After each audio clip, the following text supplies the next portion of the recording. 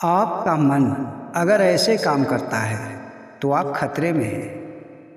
जो व्यक्ति अपने मन को अपने बस में नहीं रखता वो हमेशा खतरे में ही जीता है, क्योंकि जो व्यक्ति अपने मन पे विजय प्राप्त नहीं किया होता है वो व्यक्ति न जाने कहाँ भटक जाता है।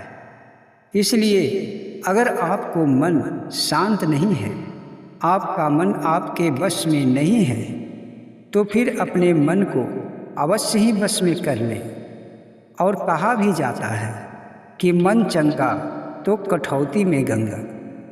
अगर आपका मन बिल्कुल साफ सुथरा और शांत है तो आप जहाँ भी हैं वहीं पर ईश्वर है।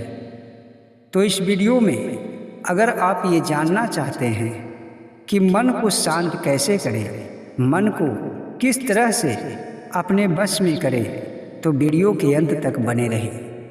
भगवान की बताई रास्ते भी आपको इस वीडियो में। तो अभी तक इस चैनल को आप सब्सक्राइब नहीं किए हैं तो सब्सक्राइब कर लें। चलिए जानते हैं कि मन अगर शांत और स्वच्छ हो तो व्यक्ति कैसा जीवन व्यतीत करता है। इसके लिए चलिए एक कहानी सुनते हैं। एक गांव में दो मित्र रहते थे। एक मित्र मोची का काम करता था, जो जूते चप्पल बनाता था और उसका मरम्मत भी करता था। और एक मित्र ब्राह्मण था, जो पूजा पाठ लोगों के घर में जाकर करवाया करता था। दोनों मित्र में अति प्रेम था। दोनों मित्र पुजारी भी थे। वो दोनों मिलकर रोज गंगा स्नान को जाते थे, क्योंकि उनके गांव के नज़दीक ही गंगा तट था।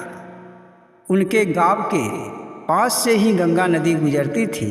इसीलिए दोनों मित्र सुबह सुबह उठकर आपस में बातचीत करते हुए गंगा नदी में स्नान करते थे।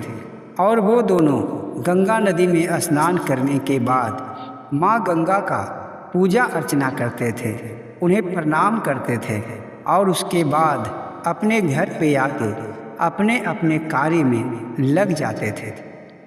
मोची अपने दुकान पे जाकर जूता चप्पल बनाने लगता और उसका मित्र ब्राह्मण वो घर घर में पूजा पाठ करवाता और मंदिर में जाकर बैठा रहता। एक समय की बात है कि मोची को बहुत सारा काम आ गया। राजा के दरबार से उसे बहुत सारे जूते चप्पल बनाने का काम आ गया। उसके बाद मोची बड़ा ही सोच में पड़ गया। वो सोचने लगा कि अगर मैं सुबह गंगा स्नान हो जाता हूँ तो ये जूते चप्पल बनाने में मुझे समय नहीं मिलेगा, और अगर नहीं जाता हूँ तो कहीं गंगा माँ मुझ पे क्रोधित न हो जाए। फिर उसके दिमाग में एक बात आती है। वो सोचता है कि क्यों न मैं अपने मित्र को ये बात बता दूँ। वो अकेले ही जाकर गंगा स्नान कर लेगा और मेरे बदले माँ गंगा को प्रणाम कर लेगा। वो अपने ब्राह्मण मित्र का इंतजार ही कर रहा था कि ब्राह्मण मित्र उसके घर पे आ जाता है और कहता है, चलो मित्र गंगा स्नान करने चलते हैं। तो मोची कहता है, आज मैं गंगा स्नान करने नहीं जा सकता, क्योंकि राजा के दरबार से मुझे बहुत काम मिल गया है। अगर मैं ये काम पूरा नहीं करूँगा तो राजा मुझे दंडित करेगा। इसलिए मैं ये कहता हूँ कि तुम आज अकेले ही गंगा स्नान चले जाओ, और स्नान करने के बाद जब तुम माँ गंगा को प्रणाम करोगे तो मेरे बदले भी माँ गंगा को प्रणाम कर लेना। फिर से मैं कल गंगा स्नान को जाऊँगा। उसका ब्राह्मण मित्र ये सुनकर गंगा तट की ओर चला जाता है। वहाँ जाकर वो गंगा नदी में स्नान करता है, पूजा पाठ करता है और आते समय माँ गंगा को प्रणाम करता है। उसके बाद माँ गंगा को ये भी कहता है कि हे माँ गंगे, मेरा मित्र जो मोची है आज काम के सिलसिले में फंस गया है, इसलिए वो आज स्नान करने नहीं आया है और आपको प्रणाम भी नहीं कर पाया। मुझे वो कहा है कि मेरे बदले माँ गंगा को प्रणाम कर देना, इसलिए मैं अपने मित्र के बदले भी आपको प्रणाम करता हूँ। इतना कहते ही माँ गंगा गंगा नदी से प्रकट हो जाती है और वो कहने लगती है, रुको, मैं तुम्हें तुम्हारे मित्र के लिए कुछ देती हूँ, तुम जाकर उसे दे देना। उसे कहना कि गंगा माँ आशीर्वाद के रूप में ये चीज़ तुम्हें दिए हैं। माता गंगा अपने हाथों से एक बहुत ही कीमती रत्न जड़ा कंगन निकालकर उस ब्राह्मण को देते हैं और कहते हैं कि तुम जाकर अपने मित्र को ये दे देना और कहना कि ये माता ने दिए हैं। और माता गंगा वहाँ से अदृश्य हो जाती है। ब्राह्मण देखकर ये कंगन को बड़ा ही आश्चर्य में पड़ जाता है कि ये कंगन तो बहुत ही कीमती होगा, बहुत ही रत्न से जड़ा है, क्यों न इस कंगन को मैं ही रख लूँ। मेरा मित्र थोड़े ही इस कंगन के बारे में जान रहा है, इसलिए मैं ये कंगन को अपने पास ही रख लेता हूँ और इस कंगन को जाकर राजा को दिखाऊंगा। राजा मुझे बहुत ही इसके बदले में मुद्राएं और पैसा देगा। ब्राह्मण के मन में लोभ और पाप आ गया। वो कंगन को लेकर मोची को नहीं दिया और राजा के दरबार में चला गया। राजा को जैसे ही ब्राह्मण ने ये कंगन दिखाया, राजा बहुत ही प्रसन्न हुआ और कहा, इसके बदले में तुम्हें मुँह मांगा रत्न दिया जाएगा। और राजा ने उस ब्राह्मण को बहुत सारा धन लेकर विदा कर दिया। फिर एक दिन की बात है कि राजा के पत्नी अपने राजा से कहता है कि हे महाराज, आपने एक हाथ का जो मुझे कंगन दिया है वो बहुत ही सुंदर है, पर एक हाथ में ये कंगन मैं कैसे पहनूंगी। आप मुझे जो व्यक्ति ये कंगन दिया है उससे कहवा कर दूसरे हाथ का भी कंगन मुझे मंगवा दें। तो राजा ने ब्राह्मण को बुलवाता है और कहता है, तुम इस कंगन के जोड़े को लेकर आना। अगर तुम इस कंगन के जोड़े को नहीं लाओगे तो तुम्हें मृत्यु दंड दिया जाएगा, तुम्हें बहुत ही बड़ा दंड दिया जाएगा, इसलिए तुम्हें इस कंगन के जोड़े को लाना बहुत ही आवश्यक है। वो ब्राह्मण ये सुनकर बहुत ही चिंता में पड़ जाता है और मन ही मन ये सोचने लगता है, वो कंगन तो मुझे गंगा माँ ने दिया है, अब मैं उसका जोड़ा कहाँ से लाऊं। और वो कंगन मेरे मित्र मोची को देना था, पर मैं लोभ में आकर इस कंगन को राजा को दे दिया। अब इसका जोड़ा मैं कहाँ से ला सकता हूँ। फिर उसके दिमाग में एक बात आया कि क्यों न माँ गंगा के पास ही जाया जाए।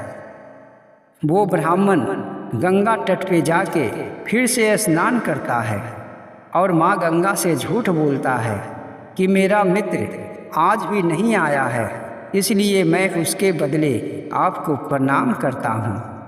पर गंगा माँ उस समय प्रकट नहीं हुई। ब्राह्मण बहुत ही चिंता में पड़ गया। चिंता फिक्र में डूबा डूबा वो अपने मित्र मोची के पास आता है।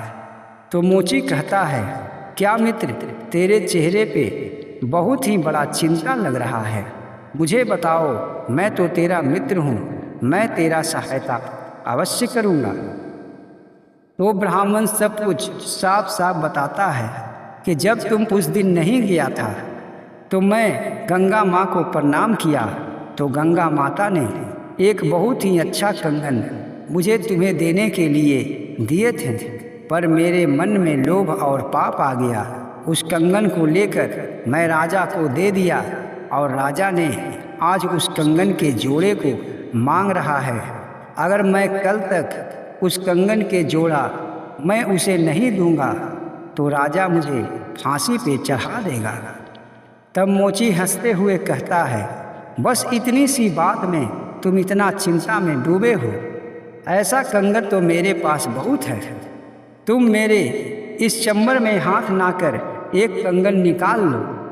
जिस चंबर में वो मोची चमड़ा गलाता था, सड़ाता था और उसी में चमड़ा को धोता था। उसी में ब्राह्मण को हाथ नाने को कहता है। ब्राह्मण कहता है, ये तुम क्या कह रहे हो? मेरे साथ मजाक क्यों कर रहे हो? इस भला गंगा पानी में उतना सुंदर कंगन कहाँ से आएगा? मोची कहता है, तुम अंदर हाथ ना कर तो देखो, तुम्हें कंगन अवश्य मिल जाएगा। तो ब्राह्मण उस चंबर में हाथ नाता है तो उसी कंगन का एक बहुत ही बड़ा झप्पा उसे आता है। जैसे ही वो हाथ को बाहर करता है, बहुत सारा कंगन उसके हाथों में आ जाता है। ब्राह्मण ये देखकर आश्चर्यचकित हो जाता है। तो मोची कहता है, बस तुम्हें एक ही कंगन चाहिए, तुम एक कंगन लेकर इसे उसी पानी में डाल दो। ब्राह्मण एक कंगन लेता है और सबको उसी पानी में डाल देता है। तब मोची कहता है, तुम गंगा में नहाकर भी पवित्र नहीं हुआ, तेरा मन शांत और साफ नहीं हुआ। माँ गंगा से भी तुमने झूठ बोला, इसीलिए माँ गंगा तुम्हें दूसरा कंगन नहीं दी। और जिसका मन शांत और साफ होता है, जिसका मन सच्चा होता है, वो कहीं भी हाथ लगाए वहाँ से ये कंगन अवश्य मिल जाएगा। देखो, ये गंदे पानी में भी तुम विश्वास कर कर हाथ डाला तो इसमें से बहुत सारा कंगन निकल गया और तुम राजा के हाथों से भी बच जाओगे। इसीलिए तो अपने मन को बिल्कुल साफ और सुथरा रखना चाहिए। कभी भी मन में लोभ लालच नहीं लाना चाहिए। जब व्यक्ति का मन उसके बस में होता है, मन कहीं भटकता नहीं, लोभ लालच में जो नहीं पड़ता है उसे ही ईश्वर मिलते हैं। और जो मन को अशांत रखता है, मन को इस माया नगरी में फंसा लेता है, उसे कुछ प्राप्त नहीं होता, ईश्वर का कृपा भी उसे नहीं मिलता। इसीलिए व्यक्ति को चाहिए कि अपने मन को बिल्कुल साफ सुथरा और सच्चा रखे। जिसका मन सच्चा है, जिसका हृदय साफ है, उसे जहाँ चाहो परमात्मा वहीं पर दर्शन दे देते हैं। तो आपको ये जानकारी अगर अच्छी लगी है, ये कहानी अच्छी लगी है तो वीडियो को एक लाइक करें, चैनल को सब्सक्राइब करें। जय श्री कृष्ण।